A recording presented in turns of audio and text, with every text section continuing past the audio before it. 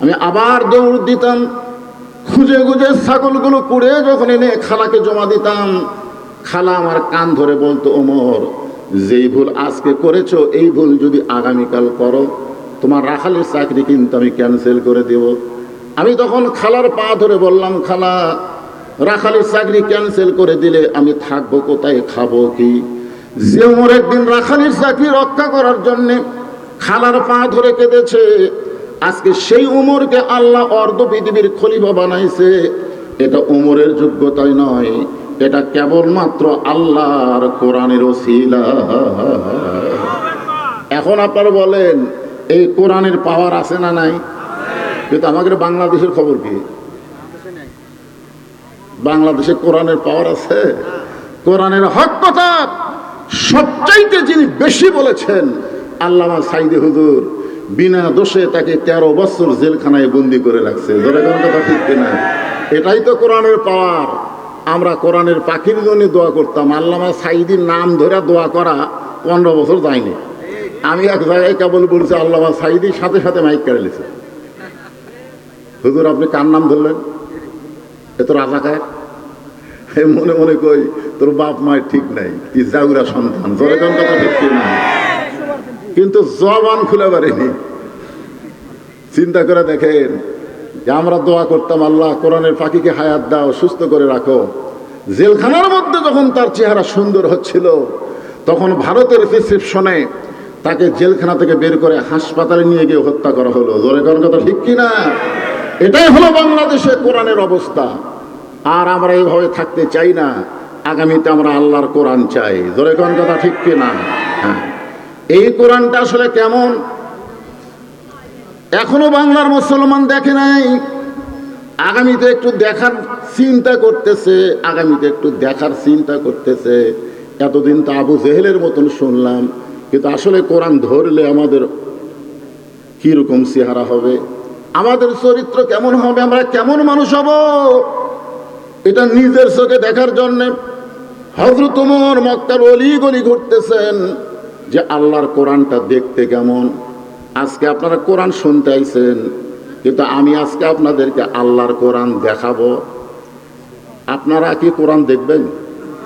খালি শোনা যাবেন না দেখা লাগবে? কারা কারা আল্লাহর কোরআন দেখবেন? 2 হাত তুলে একটু আল্লাহকে দেখান তো। লিল্লাহি তাকবীর। হাত নামান। মাশাআল্লাহ, সারা জীবন খালি শোনাই গেলাম। আজকে একটু আল্লাহর কোরআন দেখি তো, কোরআনটা কি। যেই রাখালকে আল্লাহ তাআলা খালার বাড়িতে রাখালি করত, সেই রাখাল ওমরকে আল্লাহ তাআলা এই কোরআনের কারণে অর্ধ পৃথিবীর খলিফা বানাইছে। তার মানে কোরআনের ক্ষমতা আছে। এই জন্য হযরত ওমর আল্লাহর কোরআনকে নিজের চোখে দেখার জন্যে মদিনার অলি গলি ঘুরতেছেন। হঠাৎ হযরত ওমর দেখতে পায় বিস্তীর্ণ মরুভূমির মধ্যে একজন রাখাল উট আর দুম্বা চড়ায়।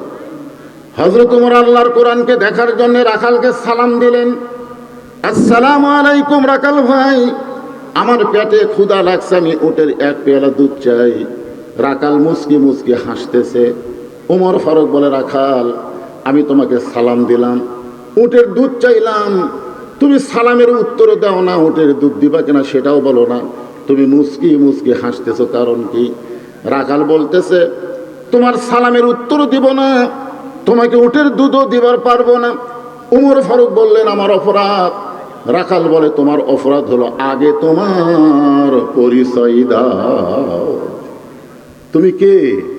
আগে তোমার পরিচয় দাও। ওমর ফারুক চিন্তায় পড়ে গেলেন, আমি আল্লাহর কোরআন দেখার জন্য ছদ্মবেশ ধারণ করছি, আর এই সময় যদি আমার পরিচয় দেই তাহলে তো গুমর ফাঁস হয়ে যায়। ওমর ফারুক এই চিন্তা যখন করতেছে, সঙ্গে সঙ্গে আল্লাহর কোরআন সামনে এসে বলতেছে, ওমর, রাখাল যখন তোমার পরিচয় চাইছে, তুমি আসল পরিচয় দাও। তোমার আসল পরিচয় হলো মিল্লাতা আবিকুম ইব্রাহিম হুয়া সাম্মাকুমুল মুসলিমিন। এখানে যারা আমরা বসে আছি, যারা মুসলমান, তাহলে আল্লাহ কোরআনে বলতে পারতো যে মৌলানা হয়ে মরো, এমপি হয়ে মরো, মন্ত্রী হয়ে মরো, প্রধানমন্ত্রী হয়ে মরো, এ কথা আল্লাহ তো বলে নাই। আল্লাহ বলেছে লা তামুতুন্না ইল্লা ওয়া আনতুম মুসলিমুন, মুসলমান না হয়ে মরো না। এর মানে বোঝা গেল আমাদের পরিচয় হলো আমরা মুসলমান। জোরে বলেন আমরা কি? আমি যেই বলবো আমাদের পরিচয় কি, যারা বলবেন না, আপনার বাম কান্দের আর ডান কান্দের ফেরেশতা আল্লাহর কাছে খাড়া হয়ে থাকবে যে আল্লাহ এই যে কথা কিছুই কয় না।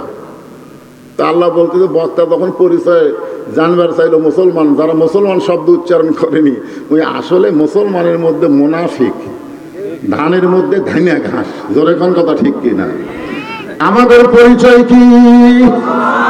আরো জোরে জোরসে বলুন মাশাআল্লাহ।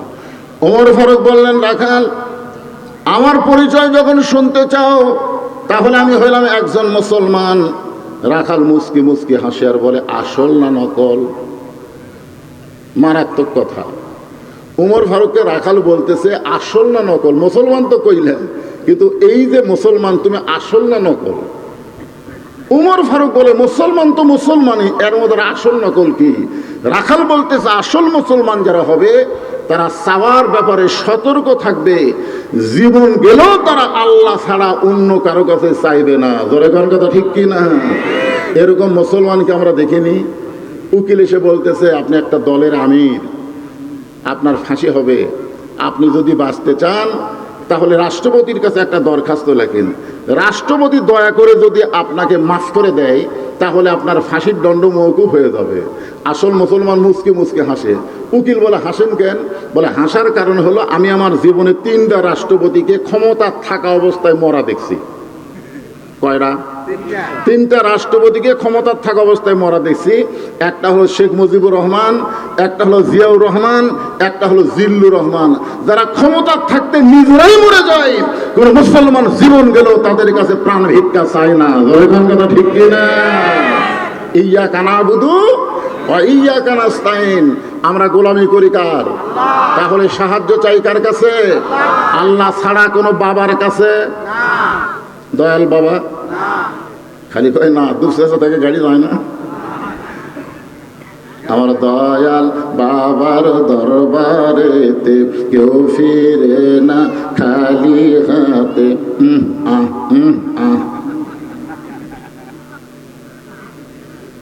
আসলে মানুষ বেঈমান হতে বেশি কিছু লাগে না। এইটাই যদি বিশ্বাস করে দয়াল বাবার দরবারেতে কেউ ফিরে না খালি হাতে, এইটা বিশ্বাস করা হলো কুফরি। যেরকম কথা ঠিক কি না? বরং কি বলা লাগবে? আমার দয়ার আল্লাহর দরবারেতে কেউ ফিরে না খালি হাতে। আল্লাহ আল্লাহ আল্লাহ লা ইলাহা ইল্লাল্লাহু মুহাম্মাদুর রাসূলুল্লাহ সাল্লাল্লাহু আলাইহি সাল্লাম। আচ্ছা মাইকত কি তুমি ইকো দিছো বাবা? ইকো দিছো? ইকোটা বন্ধ করে দাও তো, সাউন্ড চেঞ্জ করে কেন? ওমর ফারুক বলে রাখাল মুসলমান তো মুসলমানের মধ্যে আসল নকল কি? রাখাল বলতেছে তুমি যদি আসল মুসলমান হও তাহলে তুমি দুধ চাইছো কার কাছে? যেই বলছে তুমি দুধ চাইছো কার কাছে, ওমর ফারুক চমকে উঠে বলে আল্লাহর কোরআন যখন দুনিয়াতে চালু থাকে, উমর যদি ভুল করে একটা রাখাল পর্যন্ত সেই ভুল ধরবার পারে। আপনাদের মন্ডলপাড়া মসজিদে আল্লাহর কোরআন চালু আছে, আছে না নাই? আল্লাহর কোরআন চালু থাকার কারণে ইমাম যদি আসরের 3 রাকাত নামাজে বসে, সাধারণ একজন অটো ভ্যানওয়ালা 4 রাকাতে নামাজ পড়তেছে, ওই আল্লাহু আকবার আল্লাহু আকবার কি কন কয়বার বৈঠক হয়? 2 রাকাতের পরে একটা, 4 রাকাতের পরে একটা। কিন্তু ইমাম বসেছে কয় রাকাত পর?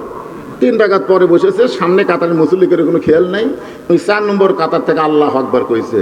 ইমাম মনে মনে বলতেছে তুই যতই লোকমা দে আমি উঠব না, আমি 41 সালের আগে উঠব না। এই মনে করে ইমাম যদি বসেই থাকে স্বৈরাচারী হয়ে, আপনারা বলেন তো মসজিদের মুসল্লি ইমামের পক্ষে না ভ্যানালার পক্ষে যাবে?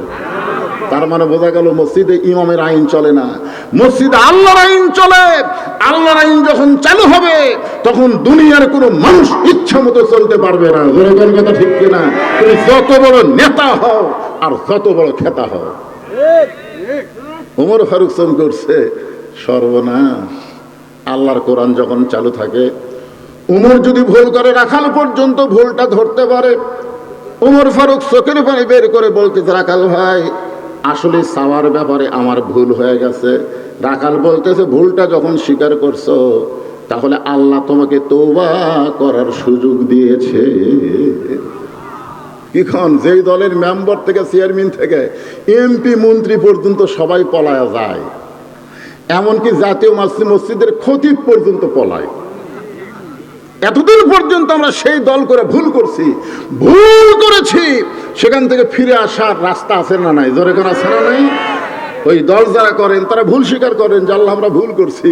যে নেতাকে বলেছি আমার নেতার চরিত্র ফুলের মতন পবিত্র, নামাজ পড়ে নিয়ে এক ওয়াক্ত, আজকে ঠেলাত পড়ে সেই নেতা ভুলে গেল। আমরা এখন করি কি?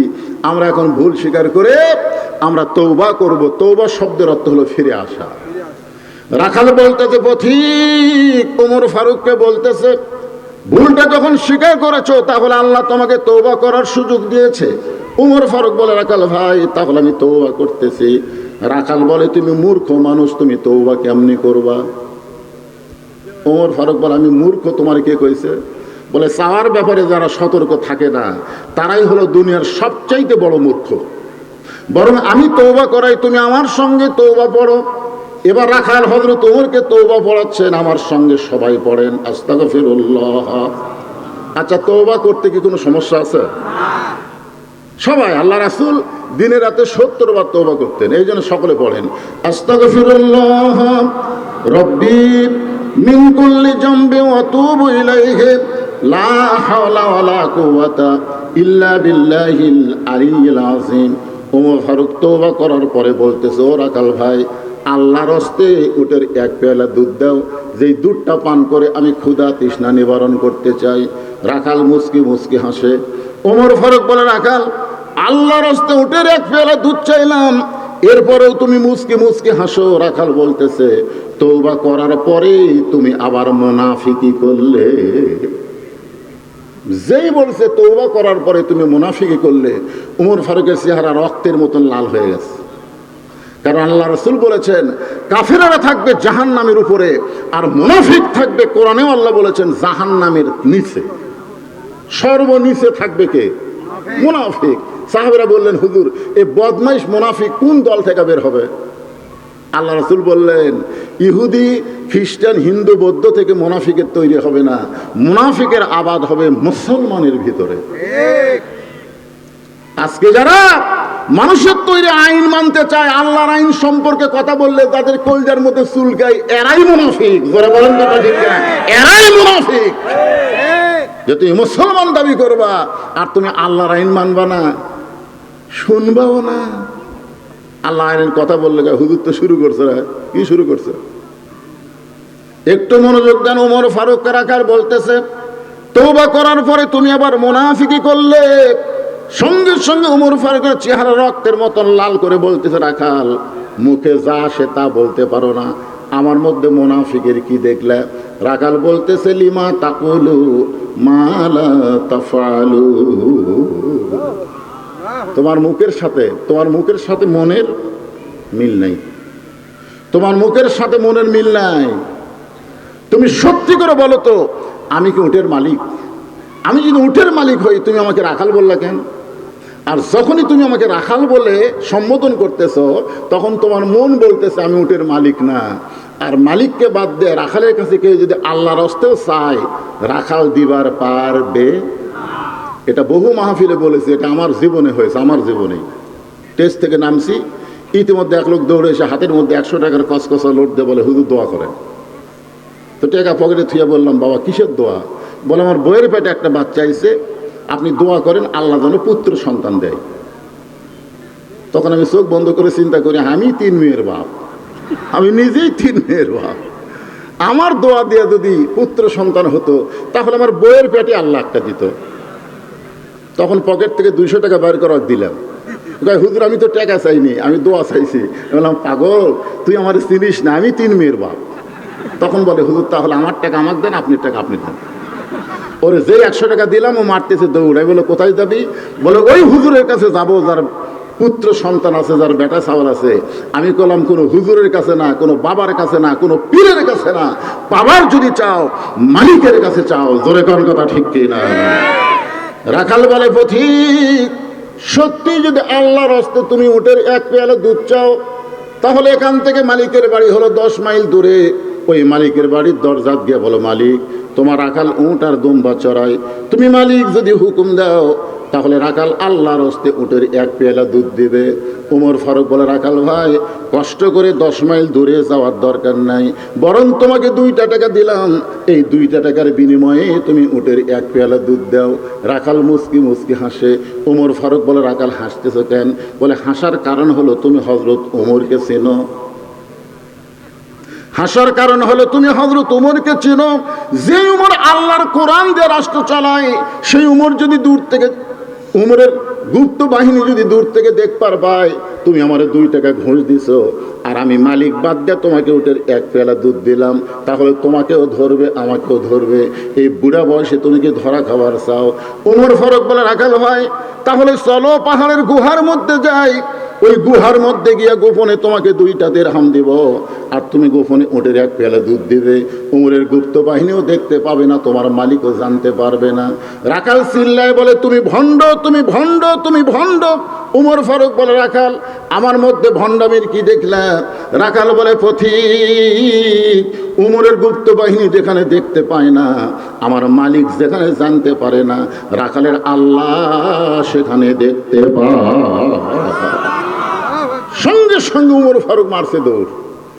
এক দৌড়ে পাহাড়ের পাদদেশে গিয়া জায়নামাজ বিছায় 2 রাকাত সালাতুল শুকুর নামাজ পড়ে বলতেছে, আল্লাহ তোমার কোরআন এত সুন্দর, তোমার কোরআন এত সুন্দর। তোমার কোরআন যখন দুনিয়াতে চালু হয়ে যায় তখন কেউ না দেখলেও আল্লাহ দেখে, এই বিশ্বাস মুসলমানের কলিজায়।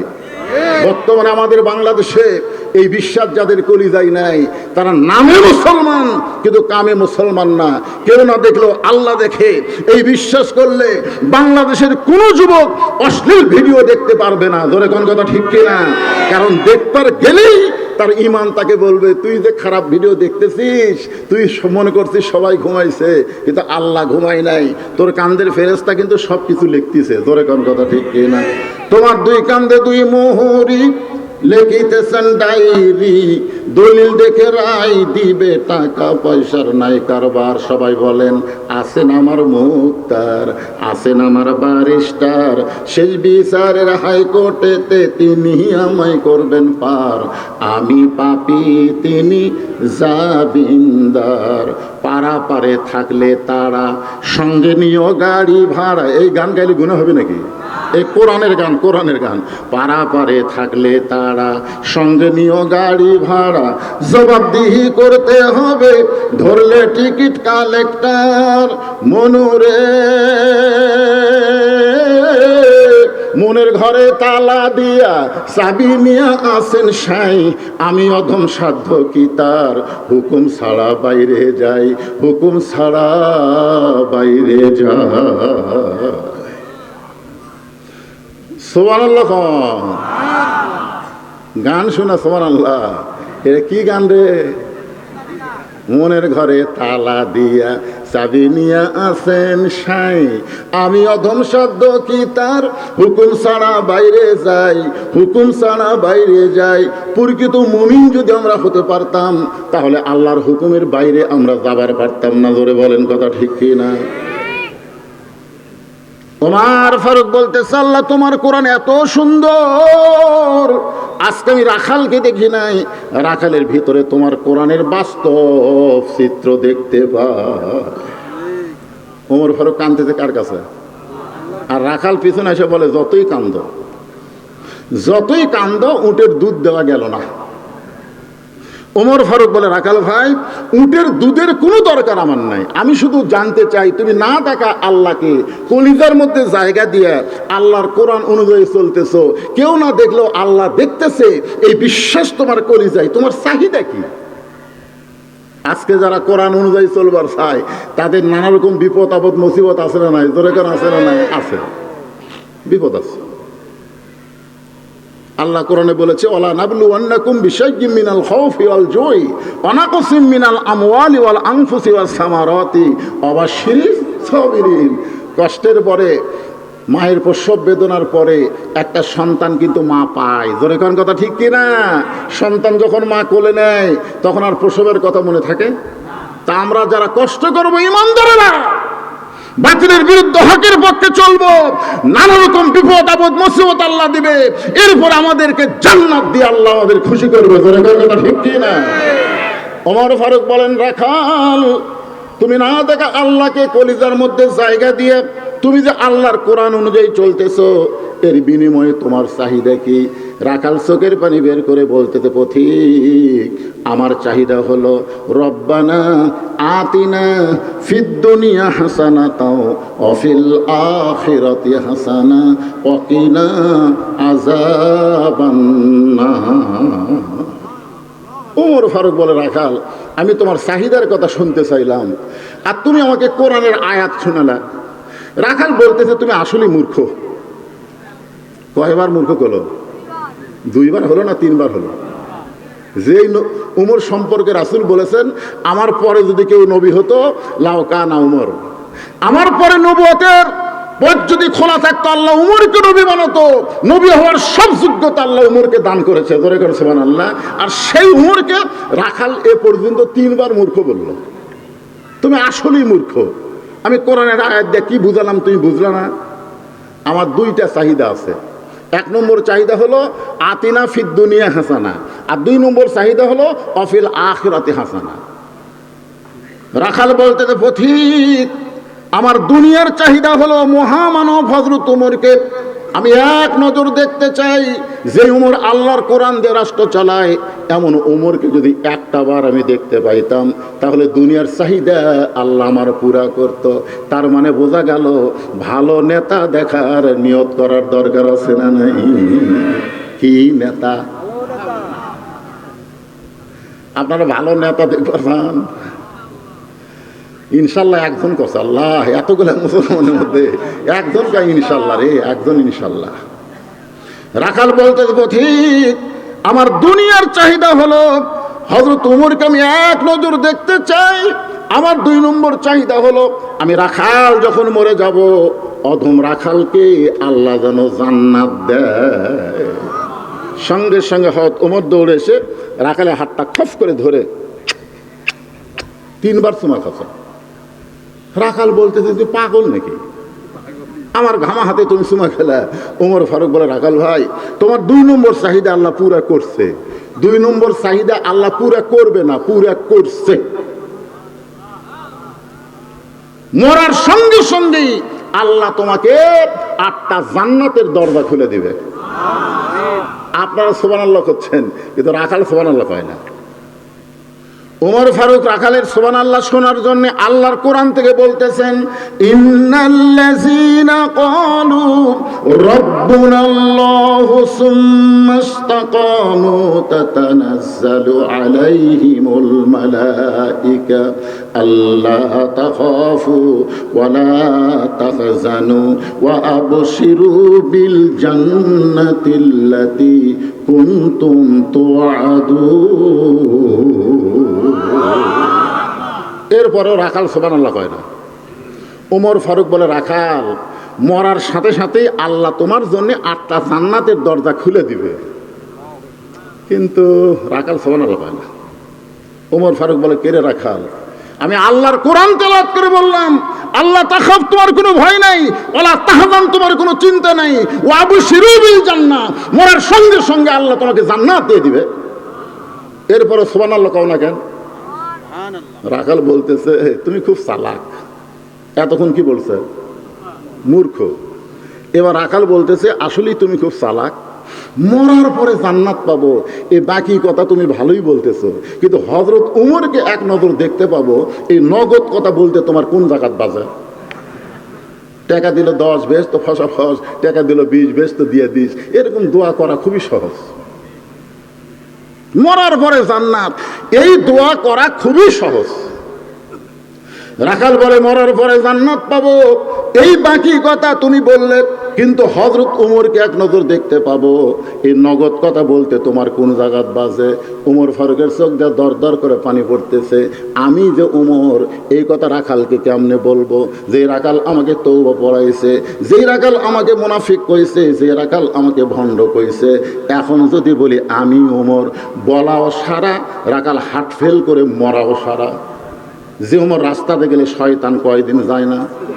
আর সেই রাখালকে তওবা পড়াইছে, জোরে কোন কি পড়াইছে?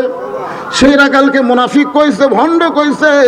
এখন যদি বলে রাখাল তুমি যেই ওমরকে দেখতে চাও, আমি হলাম সেই ওমর, বলাও সারা, রাখালের আর দেখা লাগবে না, রাখাল হার্ট ফেল করে মরাও সারা।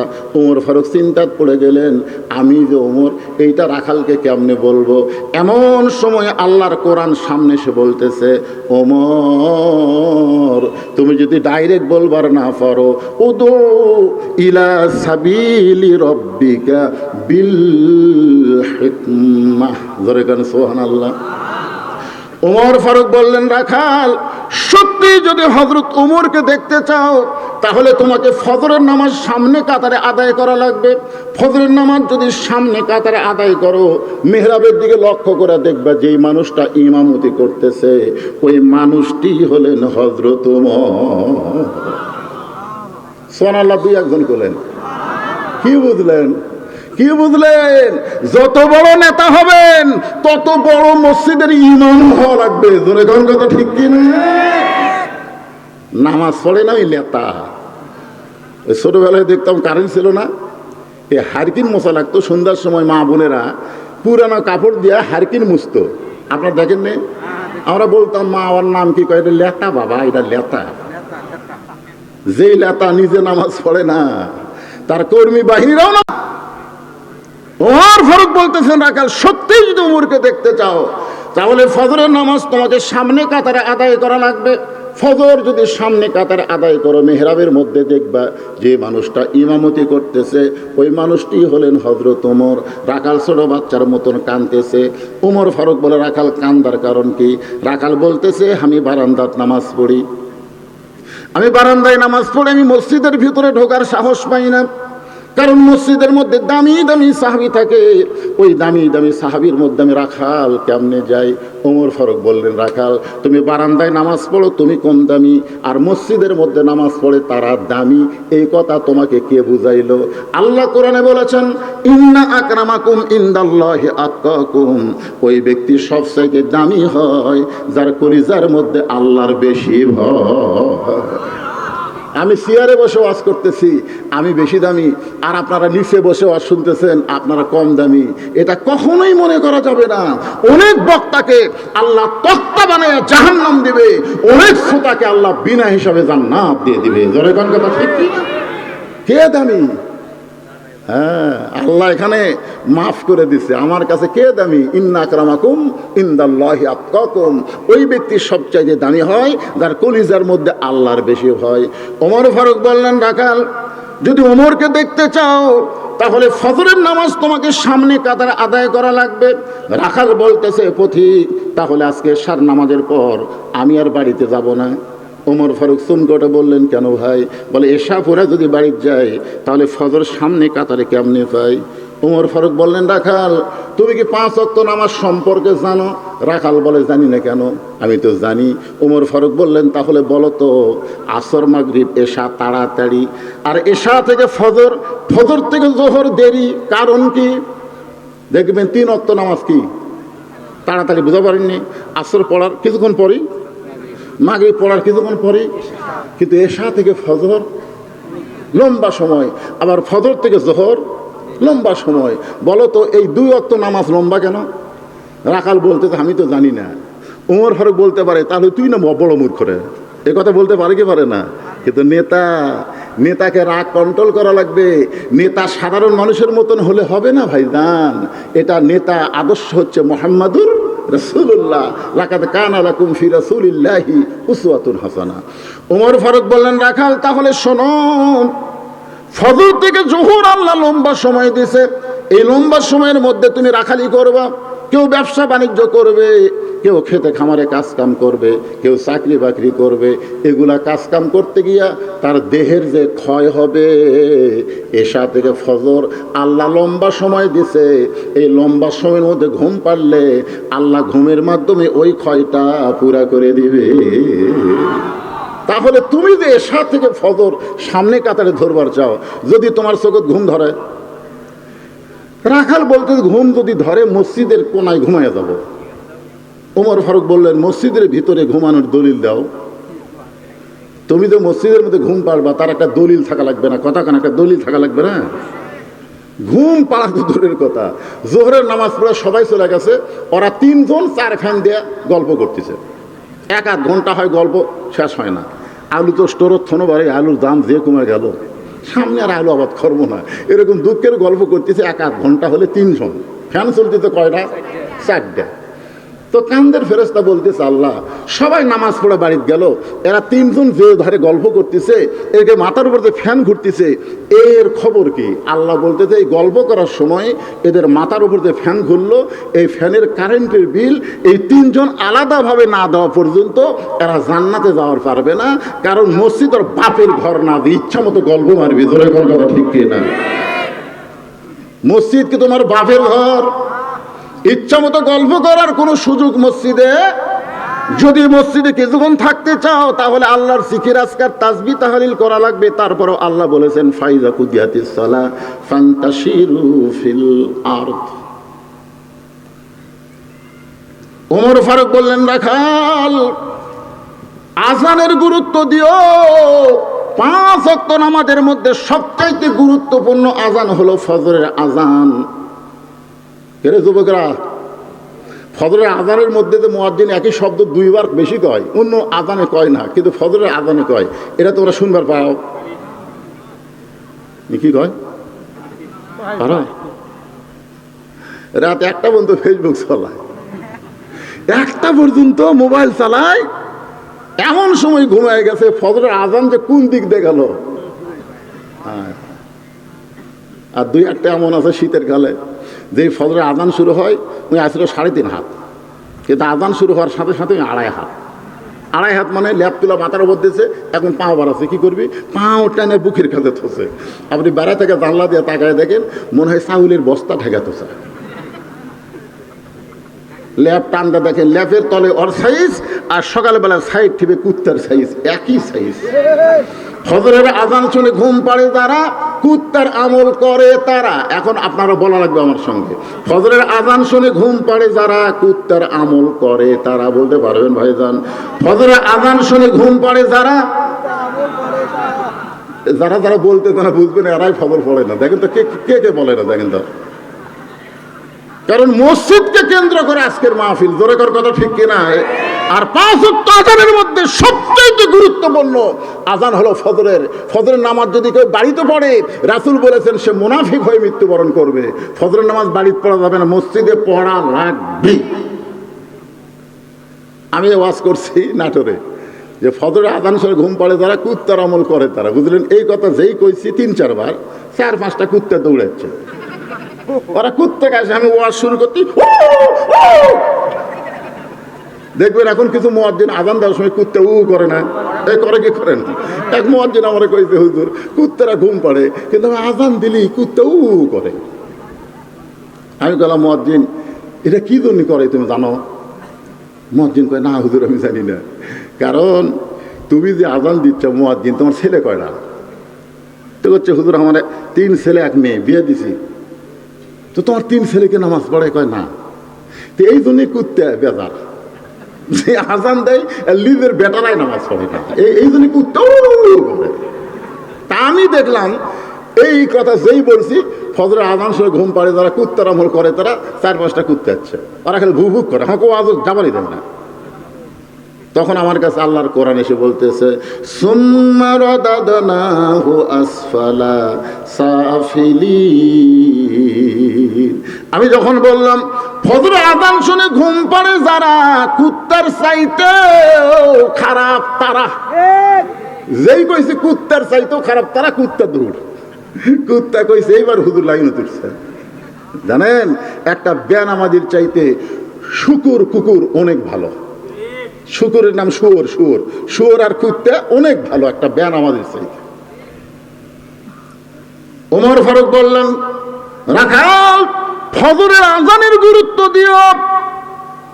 এতদিন রাখাল নামাজ পড়েছে বারান্দায়, রাখাল আজানের গুরুত্ব দেয়নি। আজানের গুরুত্ব যারা দেয় তারা মসজিদের সামনে কাতার পায়, আর যারা আকামতের গুরুত্ব দেয় তার অধিকাংশই নামাজ হয় না। কেন হয় না জানেন? মানে দুসরা বাজারে দোকানদারি করে, ওই আবার 5 ওয়াক্ত নামাজ জামাতে পড়ে, ওই ঘড়ির দিকে তাকায় আর চিন্তা করে আর কয় মিনিট আছে, আকামতের আর কয় মিনিট, আজান তো হয়েই গেছে, দেখে আর 2 মিনিট আছে, ওই তাড়াতাড়ি তালা দিয়ে দৌড়া যায়, দেখে মসজিদ ভরে গেছে, বারান্দার শেষ কাতার। আল্লাহু আকবার। যে হাত বান্ধিছে মিন শাররিল ওয়াসওয়াসিল খান্নাস, ওর ভিতরে কিন্তু একটা শয়তান আছে, জোরে কোন আছে না নাই? হাত বান্ধার পরে শয়তান বলতেছে, তুই যে তাড়াতাড়ি তালা লাগালি চাবি। এর আগে কিন্তু কয়নি, যে হাত বান্ধিছে তখন শয়তান বলতে, তুই তাড়াতাড়ি করে তালা লাগাইলি চাবি।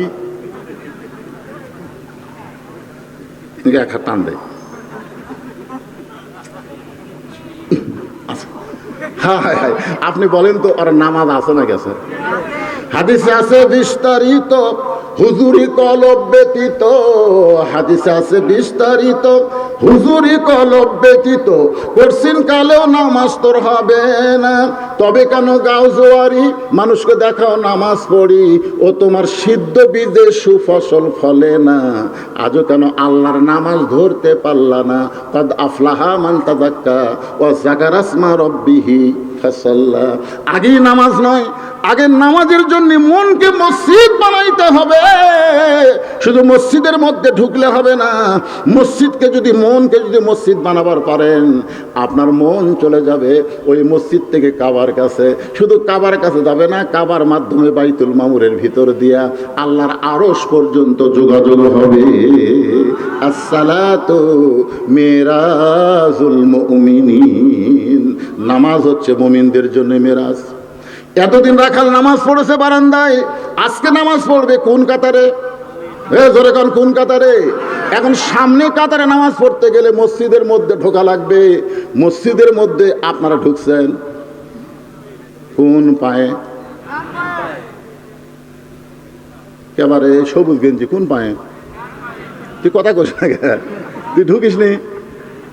7 বছর থেকে নামাজের তালিম দেওয়া লাগি পাগলা, আর 10 বছর থেকে জোর করে মারিয়া ফিটার লিয়া দেওয়া লাগি। জোরে কোন কথা ঠিক কিনা? তোর বয়স তো 10-এর বেশি হয়ে গেছে, কথা কইস না রে। আমি আপনাকে এলাকারই সন্তান, কিন্তু এলাকার দাওয়াত লিবার পারি না, হাসিনার সমত করবে দেয়নি। এখন সামনে করবে দিবি কিনা আল্লাহ ভালো জানে। জোরে কোন কথা ঠিক কিনা?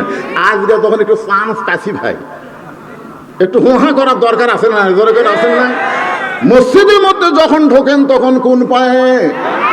ডান পায়ে। কেন ঢোকেন? কোনোদিন কোনো মৌলানাকে বলছেন যে হুজুর আমরা ডান পায়ে কেন ঢুকি? ডান পায়ে ঢোকার উপকারিতা কি? আমরা কোনোদিনও বলি নাই। কেন ঢোকেন ডান পায়ে জানেন? কথা কয় না, না জানলে কবেন জানি না, থাকি দেখুন। জানেন মসজিদ কার ঘর? হাসরের ময়দানে আল্লাহ তাআলা যাদের আমলনামা ডান হাতে দিবে তারা বিনা হিসাবে জান্নাতে যাবে। তাহলে মসজিদের মধ্যে যখন ঢুকতেছেন তখন আপনি বিশ্বাস করলেন মসজিদ আল্লাহর, আল্লাহ হলো ডানপন্থী। আর যখন মসজিদ থেকে বের হবেন তখন কি? বাম পাও। বাম পাও মানে দুনিয়ার আইন যারা মানবার চায়, দুনিয়ার আইন দিয়ে যারা রাজনীতি করে, এরা হলো সবাই বামপন্থী। ঢোকার সময় একটা দোয়া পড়েন, দোয়া পড়েন না ভাইজান? যখন করোনা ছিল তখন এই দোয়া পড়ছেন।